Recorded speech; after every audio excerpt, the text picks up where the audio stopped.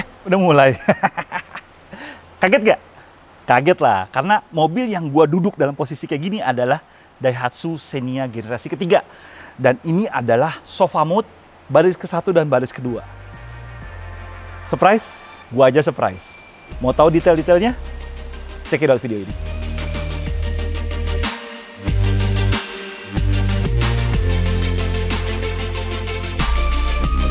Ya, dan inilah generasi ketiga dari Daihatsu Xenia.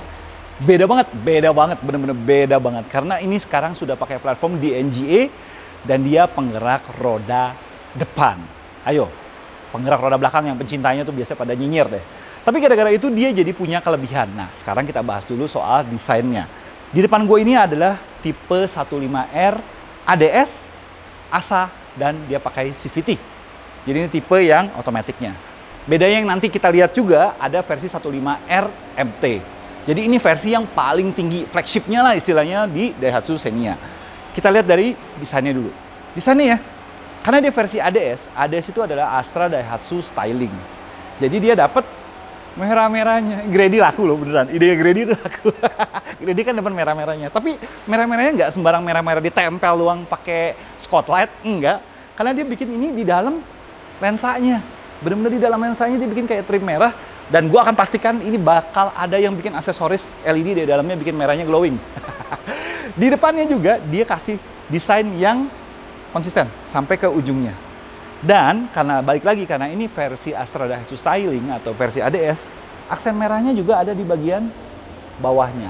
Yang dimana sudah dapat front skirt, rear skirt, sama side skirtnya. Jadi overall desainnya jadi lebih JDM nggak sih? Biarpun ini kombinasi antara desainer lokal dengan desainer Jepang. Nah, grillnya sendiri dia kayak apa ya, lambang chevron gitu loh. Jadi dia numpuk-numpuk gitu kayak apanah gitu. Di depan sini karena dia versi ASA dia sudah dapat kamera 360 dengan dengan sensor kameranya di depan sini. Tapi biarpun lampu fog lamp-nya halogen, lampu utamanya sudah full LED. Dan dia modelnya pakai reflektor seperti ini. Memang by design dia lebih mirip seperti si kakaknya Avanza daripada Veloz. Jadi for your information, kali ini si duo kembar ini ada perbedaan di pabrik pembuatannya. Yang ini dan Avanza itu dibikin oleh Daihatsu, Veloz itu dibikin oleh Toyota. Makanya desain lampu dan beberapa peritilan itu beda. Cuman yang gua sayangkan, bolong-bolongnya nggak konsisten. Bolong kagak. Bolong gede, bolong kagak.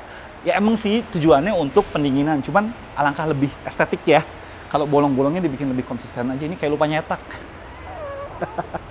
Di bagian samping biarpun dia tampil lebih panjang, lebih rendah, sama lebih lebar, tapi dia tidak melupakan darahnya. Jadi garis ini loh, siluet ini tuh mirip sama siluetnya Xenia yang lama. Tuh.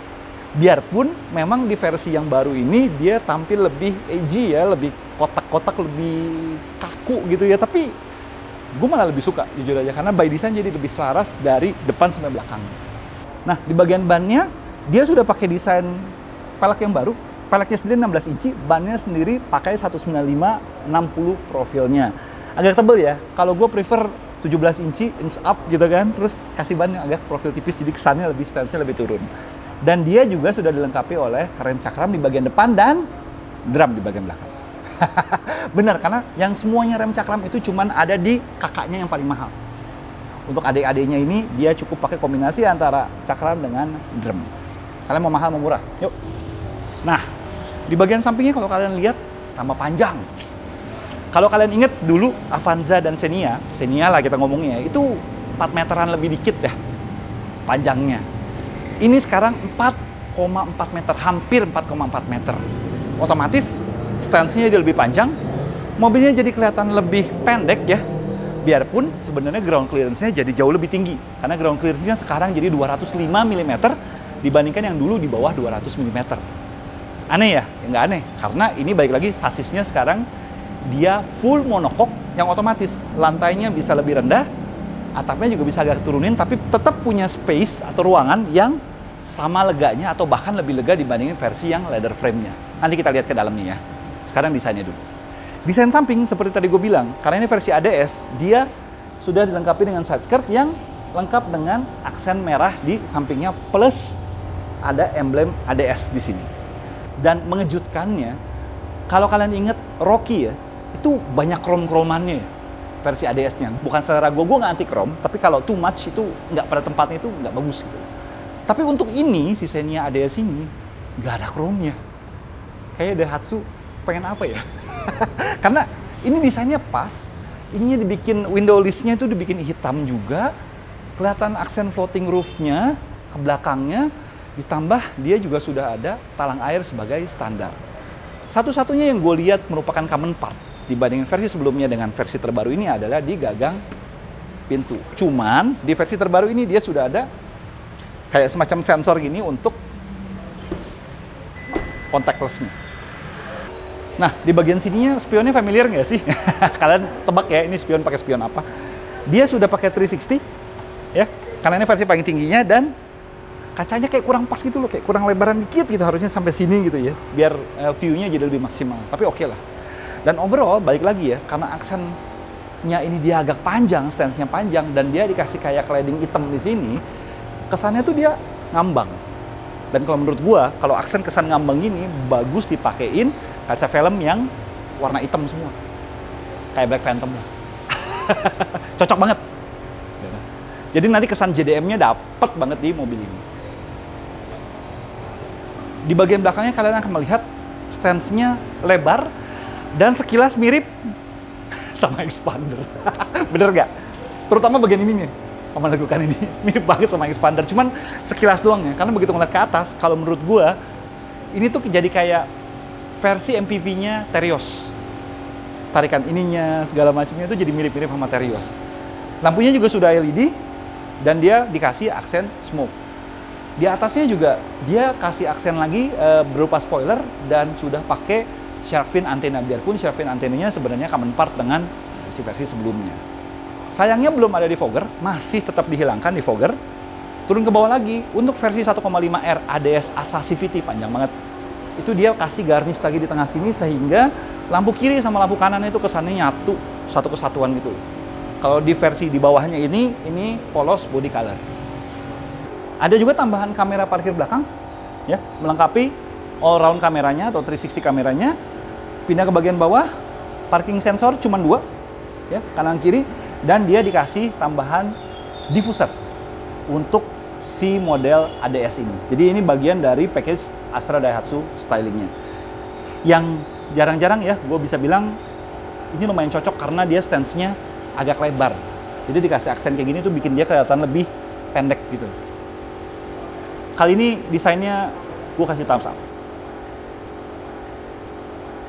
Kita lihat di bagasinya. Sofa mode-nya mantep ya, tetep ya, gue demen sofa mode-nya. Lu lihat tuh, udah kayak ruang tamu. Oh iya, ngomongin bagasi. Bagasinya kalau ini berdiri, kurang lebih seperti ini. Tapi nggak usah khawatir karena di balik ini masih ada penyimpanan lagi. Jadi itu keuntungan menggunakan platform di NGEB yang sebenarnya basisnya adalah sebuah sasis monokok. Karena otomatis lantainya rendah, kalian bisa mendapatkan penyimpanan yang lebih banyak. Ban serepnya di mana? Ban serepnya masih sama seperti dulu. Jadi di balik sini dan kalian harus turunin dulu pakai baut di sini. Biasalah ngengkol dulu baru turun baru kalian bisa ambil. Biasanya sebuah fleksibilitas dan kelegaan kabin itu dominasinya merek H tegak ya, bukan H miring. Ini Honda.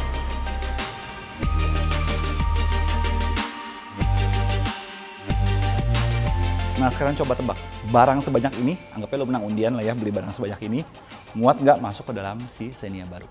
Yuk kita coba.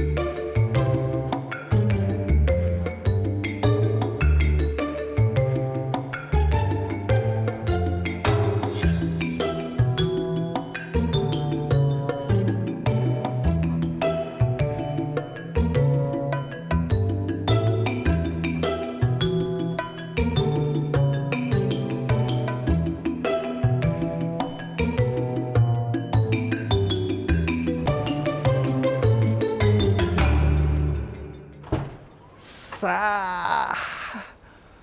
Bayangkan ini bisa di loading ke dalam si Xenia terbaru hanya dengan melipat baris kedua dan baris ketiga. Dan kalian tetap dapat kursi yang enak, posisi duduk yang enak di baris pertama. Ya ini nggak direkomendasiin sih sebenarnya sih, karena nutupin pandangan ya. Tapi kalau lagi emergency, mobil ini mampu. Interiornya mengagetkan. Kenapa? Karena balik lagi ini versi ADS dan highlight merahnya itu ternyata konsisten dipasang di interiornya. Jadi kalau kalian lihat dia tetap ada aksen merah, bahkan sampai yang kecil-kecilnya ini loh aksen merahnya. Di sini sama di sebelah sini juga masih ada aksen merah. Aksen merah lagi juga diketemukan di sini. Aksen merahnya di sini kayak merah satin gitu ya, di grill AC sama di tombol start stopnya. Jadi kayak Civic Type R, men. Tapi keren, asli. Dan gue sukanya lagi, karena dia dari luarnya itu udah menampilkan nafas sporty dan muda. Di dalamnya juga dia konsisten dengan menggunakan aksen karbon, biarpun palsu ya. Tapi konsisten gitu loh. Nggak seperti satu LMPV yang kemarin gue review, luarnya sporty, dalamnya kayu. Susah. Ini benar-benar niat untuk kali ini. Ini kuncinya ya. Modelnya udah jauh lebih modern. Kalau kalian ingat kunci-kunci Xenia Avanza yang lama tuh masih... Tapi ini jauh lebih modern. Dan gue sukanya by design memang dia nggak pakai soft touch ya. Memang ya dia masih pakai hard plastik.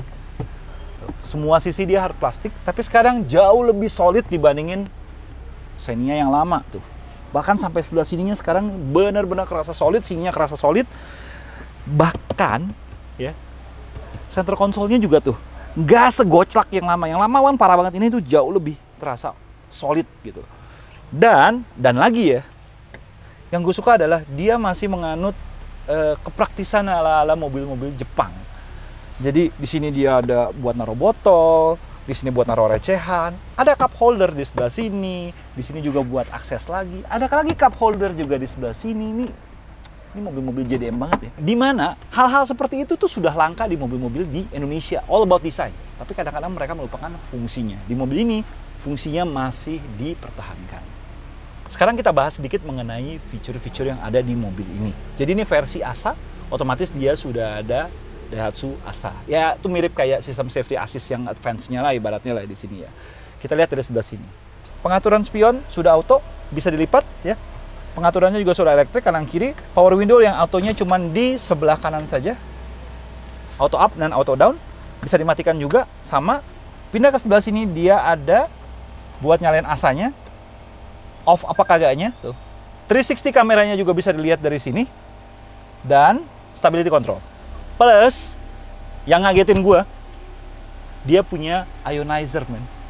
Jadi kalau kalian pikir ionizer itu biasanya ada di mobil 500 juta ke atas, sekarang di Xenia aja ada ionizer. Tombolnya di sebelah sini. Jadi kalau kalian nyalain, AC-nya akan diberikan tambahan ion untuk menjaganya lebih segar. Kalau nggak salah bisa bunuh virus juga. Sedikit soal si ionizer ini cuman tersedia di tipe ADS. Dan gue berani bisa bilang juga ini nggak ada di Avanza. Jadi Daihatsu doang nih kayaknya yang punya ini. Satu lagi yang gue belum bahas, posisi duduk. Untuk pertama kalinya gue bisa dapat posisi duduk yang pas di sebuah Daihatsu. Karena dia sekarang sudah ada head adjuster. Tuh. Jadi tetap dia punya head adjuster dan recline maupun sliding. Setirnya pun sekarang dia punya adjustment seperti ini. Nah, jadi untuk dapetin posisi duduk yang ideal, sekarang jadi jauh lebih mudah di mobil ini. Biasanya gue nggak pernah dapetin posisi duduk ideal di sebuah Daihatsu, jujur aja ya. Tapi ini gue bisa dapet. Head unitnya lumayan, dia model pop-up gini, dan dia bisa ada dimatiin layarnya. Audio, FM, AM bisa ditampilin, lalu menunya juga dia ada cuma 3 pilihan, radio, Android Auto, dan Apple CarPlay. Tentu saja tidak ada navigasi. Volume masih ada tombol fisikalnya di sini, dan di sini juga dia ada buat voice command. Halo, beep. Dia juga sudah dilengkapi dengan Android Auto. Tuh, langsung kebaca, dan kalau colokan untuk Android Autonya tuh adanya di sebelah samping sini. Dan mobil ini juga dilengkapi oleh banyak banget colokan. Colokan USB 1, colokan USB buat ngecas di sini. Di balik sini ada 2 colokan USB lagi. Ada 12 volt juga di sebelah sini. Ada 12 volt lagi di bagian belakang. Jadi kalau mau dihitung-hitung, colokan tuh ada 1, 2, 3, 4, 5, 6 colokan. Ayo, mau bawa gadget segambreng, colok, gampang. Benar-benar mengerti anak zaman sekarang. AC-nya juga sudah digital, tapi memang biarpun dia bukan common part ya, tapi desainnya itu agak mirip sama produk-produk Daihatsu lainnya. Cuman sayangnya biarpun dia digital, dia tidak auto AC. Jadi tetap tombolnya di sini untuk menaikkan, menurunkan kecepatan angin, temperatur, max cool, ya. Ini dibuka apa kagaknya, ventilasinya, AC-nya matiin kagaknya, dan tidak ada tombol untuk pengaturan arah angin. Jadi basically ini AC standar tapi dikasih panel digital. Masih ada tempat buat naruh kartu. Penyimpanan lagi di sebelah sininya, di bawah apa namanya USB, ini lumayan ya. Tinggal kalian beli wireless charging, taruh sini. Terus transmisi juga sekarang tuasnya jauh lebih enak dan jauh lebih proper tuh. Plus karena dia sudah pakai transmisi CVT, ya. Anti CVT kalian akan kesel karena dia sudah pakai CVT dan di sini kalian bisa pindahin menjadi sport atau manual mode-nya. Plus minus. Tiptroniknya lah istilahnya. Di sini juga kalian masih bisa dapat penyimpanan ya. 12 volt.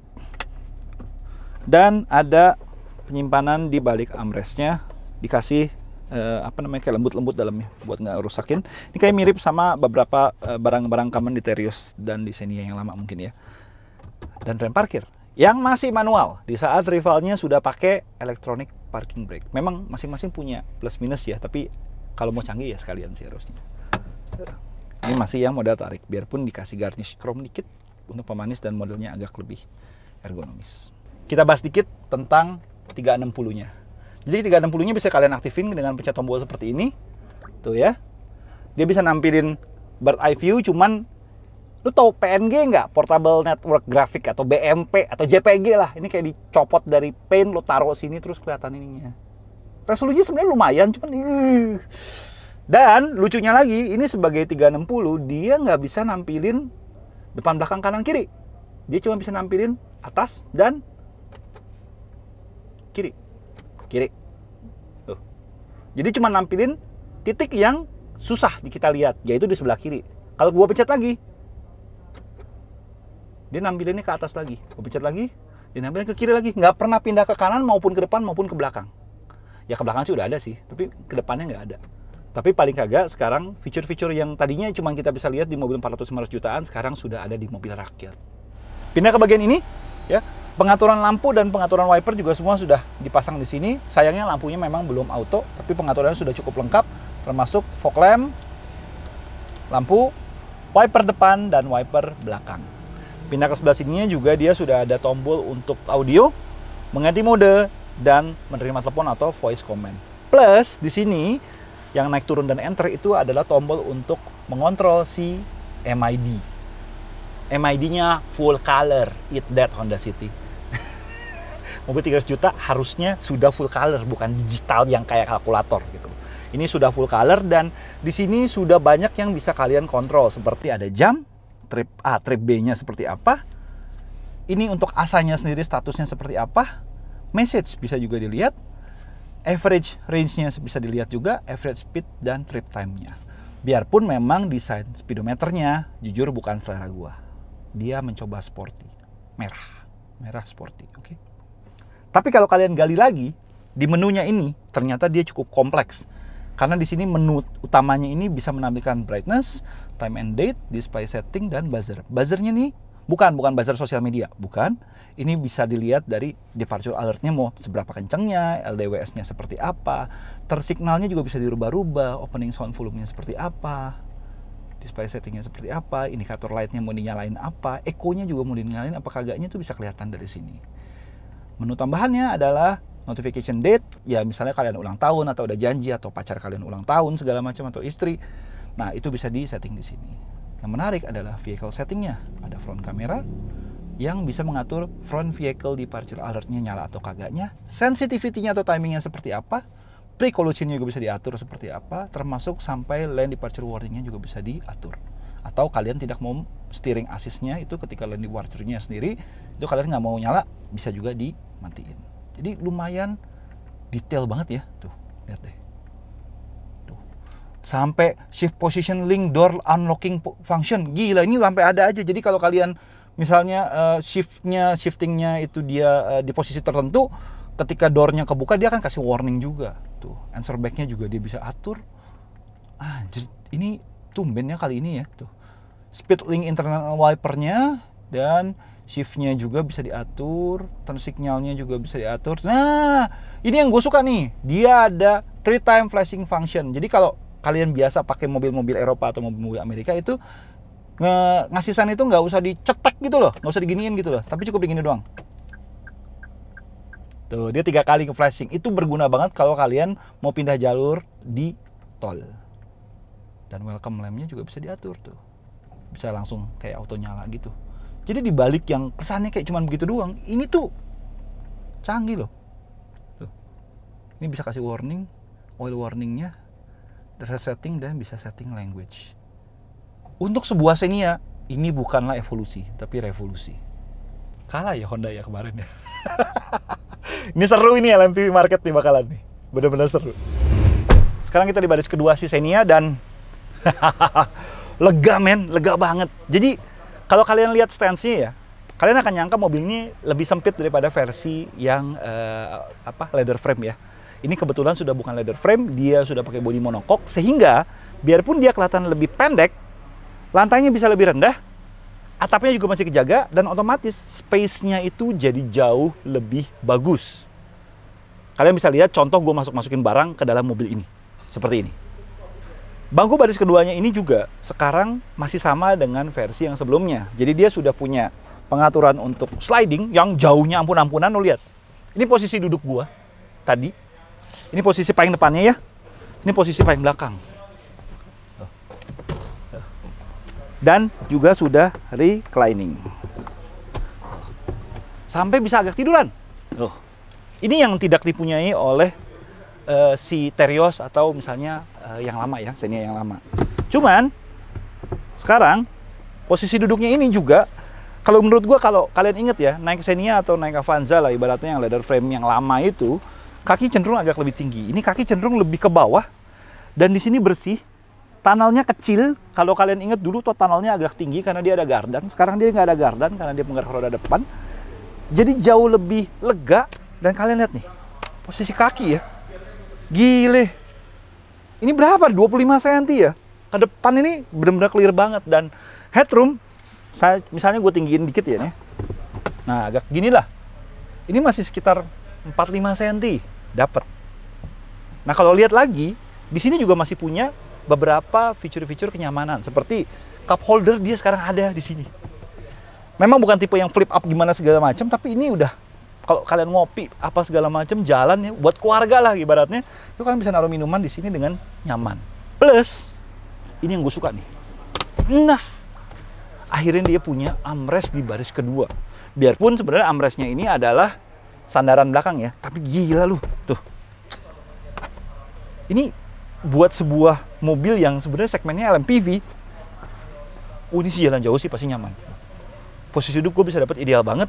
Plus kalau kalian masih mau ngecas juga di baris kedua, nggak usah minta tolong baris ke depan karena di sini ada 2 USB langsung charger port, 2 biji dengan kapasitas 2,1 ampere. Dan pertanyaan yang banyak orang khawatirkan, AC-nya double blower nggak? Masih.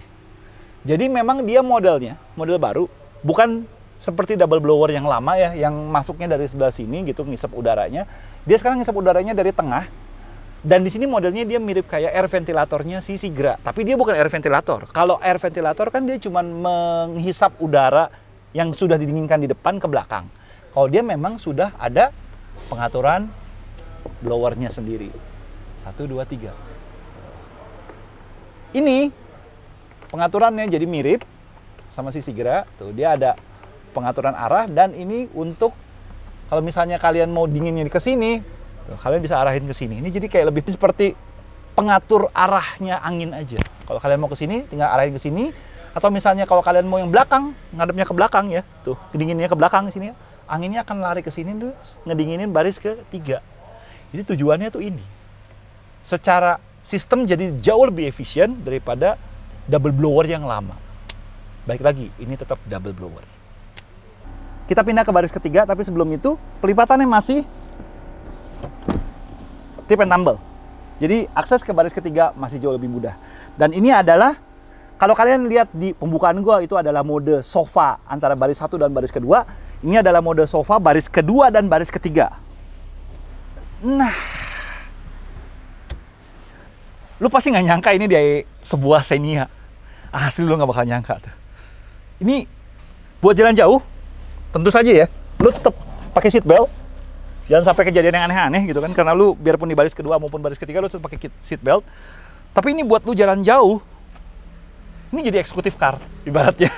Lu bisa pakai sopir, lu duduk dengan nyaman, masih tetap aman, tapi kaki bisa selonjoran. Even di mobil 400-500 jutaan lu nggak ketemuin fitur kayak gini.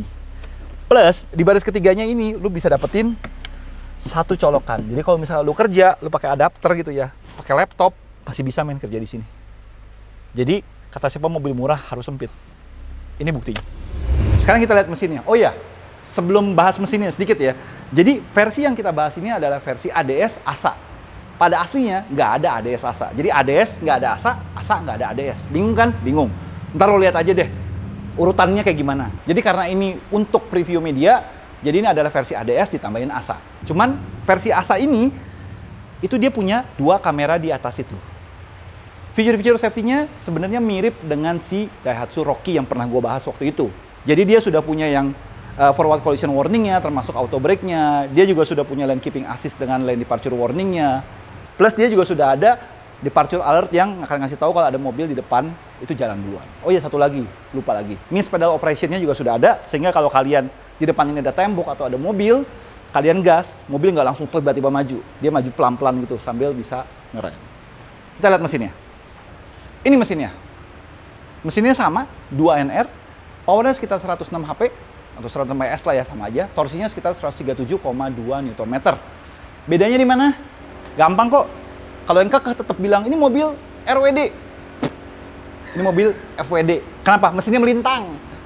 Kalau RWD, mesinnya adalah membujur. Kenapa? Karena dia butuh gardan ke belakang.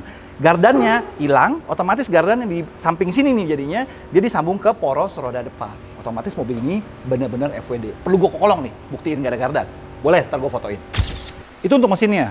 Nah, sedangkan untuk transmisinya, dia sudah menggunakan transmisi DCVT yang mirip kayak si Rocky. Jadi basicnya ini transmisi CVT tapi dengan final gear kayak gigi biasa atau kayak torque converter lah. Jadi otomatis napasnya jadi jauh lebih panjang di RPM atas. Kita harus buktiin deh nanti waktu drivingnya. Yang pasti dengan mesin 2NR ini dia masih punya efisiensi yang gua harapin sih harusnya punya efisiensi yang lebih bagus ya, karena nggak ada gardan dan dia penggerak roda depan yang sudah terkenal dengan efisiensi lebih baik daripada penggerak roda belakang. Kita harus test drive buat ngebuktiin. Oh iya, tambahan lagi untuk kalian yang masih pengen mobil RWD, jadi ternyata Daihatsu tidak melupakan para fans RWD karena Xenia ini masih tersedia dalam versi 1,3X MT yang model lama. Jadi masih dijual berbarengan dengan si versi yang baru ini. Jadi RWD dan FWD, Xenia ada dua-duanya. Salesnya masih punya bahan lah paling agak sekarang.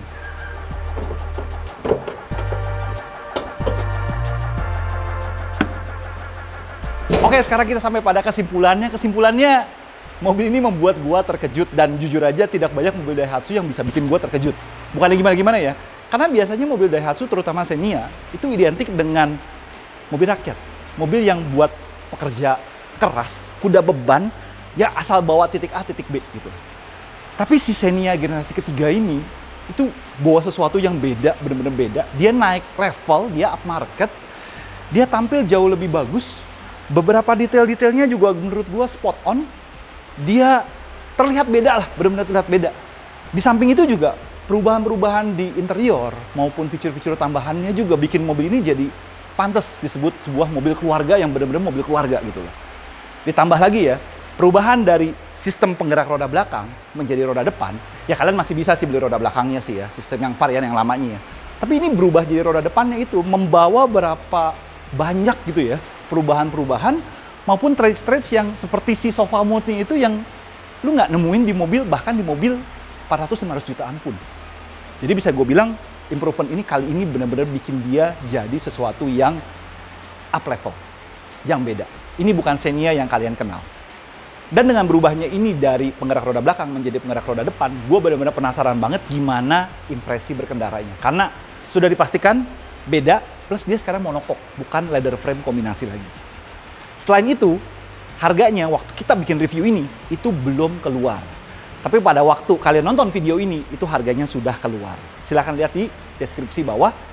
Menurut kalian bagaimana? Apakah pantas kenaikan harga itu diimbangi dengan perubahan seperti ini? Tulis komen ya. Oke, mungkin itu aja videonya. Thank you udah nonton. Klik like jika kalian suka video ini. Subscribe jika kalian belum subscribe. Dan tekan tombol lonceng untuk tahu video-video terbaru dari Autonet Max. Audi sign off. Thank you udah nonton. Bye-bye.